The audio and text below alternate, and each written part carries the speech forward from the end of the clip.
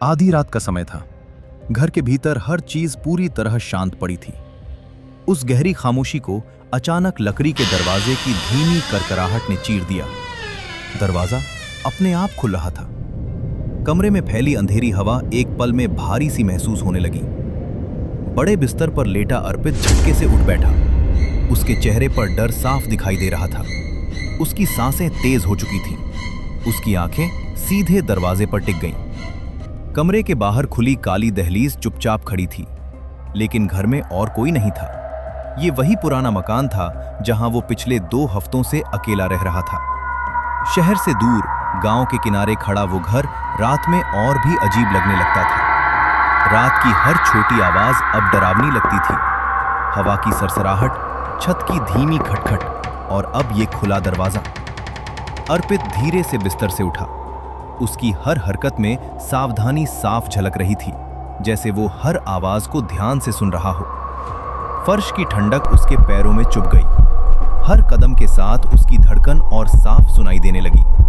दीवारों पर पड़ती हल्की चांदनी अजीब परछाइयां बना रही थी, जैसे दीवारें खुद हिल रही हों। दरवाजा अब पूरी तरह खुल चुका था। बाहर आंगन खाली था, फिर भी अर्पित के चेहरे पर बेचैनी बढ़ने लगी। किसी अनदेखी मौजूदगी का एहसास उसके भीतर डर पैदा कर रहा था। उसने पूरे मकान का हर कोना देख लिया। रसोई, बैठक, स्टोर, सब कुछ बिल्कुल वैसा ही था। न कोई ताला टूटा था, न कोई चीज हिली थी। उसकी आंखों में अब उलझन साफ थी, जैसे दरवाजा अपने आप खुला हो। लेकिन यह पहली बार नहीं था। पिछले कुछ दिनों से अजीब घटनाएं हो रही थीं। कभी खिड़की खुली मिलती, कभी चीजें बदली हुई लगती। अर्पित हर बार इसे थकान समझकर टाल देता, लेकिन आज की आवाज बिल्कुल साफ थी। हर बार की तरह अर्पित ने खुद को समझाने की कोशिश की। वो सब कुछ नजरअंदाज करते हुए कमरे की ओर लौटने लगा। तभी अचानक तेज बिजली कड़की। पूरे घर में गूंजती वो आवाज सुनते ही अर्पित बुरी तरह घबरा गया। उसका दिल तेजी से धड़कने लगा, माथे से पसीना बहने लगा। उसे समझ नहीं आ रहा था अब वो कहां जाए, क्या करे। कुछ पल तक वहीं खड़ा सोचता रहा। अचानक उसका चेहरा गंभीर हो गया। एक पुरानी याद उसके दिमाग में कौंधी। ये मकान उसके मामा का था, वही मामा जिनकी मौत इसी घर में हुई थी। परिवार ने कभी खुलकर बात नहीं की। गांव वाले कुछ और ही कहते थे। अब अर्पित के चेहरे पर हल्की घबराहट साफ दिखाई दे रही थी। वो धीरे धीरे वापस कमरे की ओर मुड़ा। गलियारे की हवा अब और भी ठंडी लग रही थी। उसने कमरे में कदम रखा और वहीं रुक गया। उसकी आंखें फैल गईं।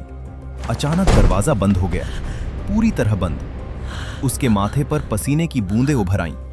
सांस एक पल के लिए थम गई। उसने धीरे से कांपता हाथ दरवाजे की ओर बढ़ाया। कुंडी अंदर से लगी हुई थी। उसकी उंगलियां कांपने लगी। चेहरे पर साफ डर। दिमाग में सिर्फ एक सवाल गूंज रहा था, दरवाजा अपने आप कैसे बंद हो सकता है। उसी पल कमरे की हवा अचानक और भारी हो गई। दरवाजा जरा भी नहीं हिला। अर्पित कुछ पल वहीं खड़ा रहा। उसकी उंगलियां अब भी कुंडी को छुए हुए थी। धीरे धीरे उसने हाथ पीछे खींच लिया। पीछे मुड़ते ही उसकी नजर कमरे के कोने पर पड़ी। चांदनी दीवार पर तिरछी पड़ रही थी। उस रोशनी के बीच कुछ क्षणों के लिए एक धुंधली आकृति उभरी। सफेद सा आभास, झुकी हुई परछाई। पलक झपकते ही वो गायब हो गई। अर्पित बिस्तर तक लौटा।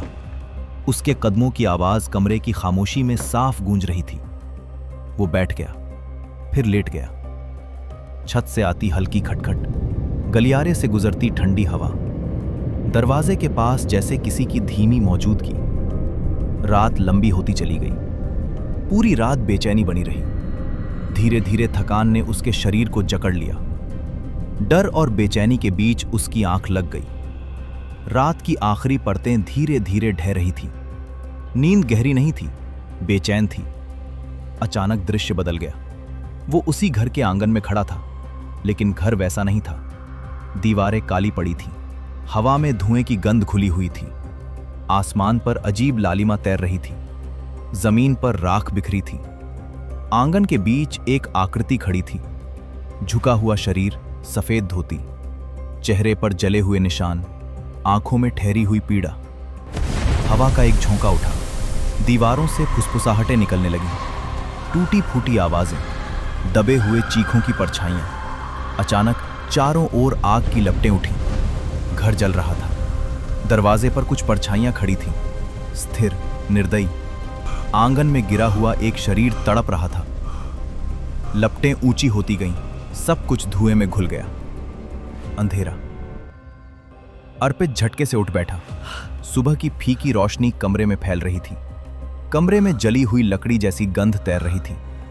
बिस्तर के पास जमीन पर हल्का सा काला निशान बना हुआ था, राख की पतली परत। वो कमरे से बाहर निकला। बैठक में रखी पुरानी लकड़ी की अलमारी की तरफ उसके कदम खुद ब खुद बढ़ गए। अलमारी के नीचे धूल जमी हुई थी। उसने नीचे हाथ डाला। उंगलियां किसी सख्त चीज से टकराईं। एक पुरानी डायरी, कवर किनारों से जला हुआ, कागज पीले पड़े हुए, पन्ने खुलते गए। गांव के कुछ लोगों के नाम लिखे थे। जमीन का जिक्र था, धमकियों का जिक्र था, उस रात का जिक्र था जब घर में आग लगाई गई। एक घायल शरीर का जिक्र था जो बच सकता था लेकिन उसे बचाया नहीं गया। अंतिम पन्ने पर शब्द गहरे दबाव से लिखे गए थे, अधूरी मौत, अधूरा न्याय, अधूरी शांति। कमरे की हवा फिर ठंडी हो गई। डायरी के पन्ने अपने आप हल्के से हिले।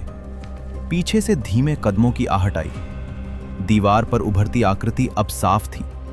इस बार वो गायब नहीं हुई। घर की खामोशी में अब डर से ज्यादा एक इंतजार था, पुराना, लंबा और अधूरा। और उस अधूरे इंतजार के बीच अर्पित खड़ा था।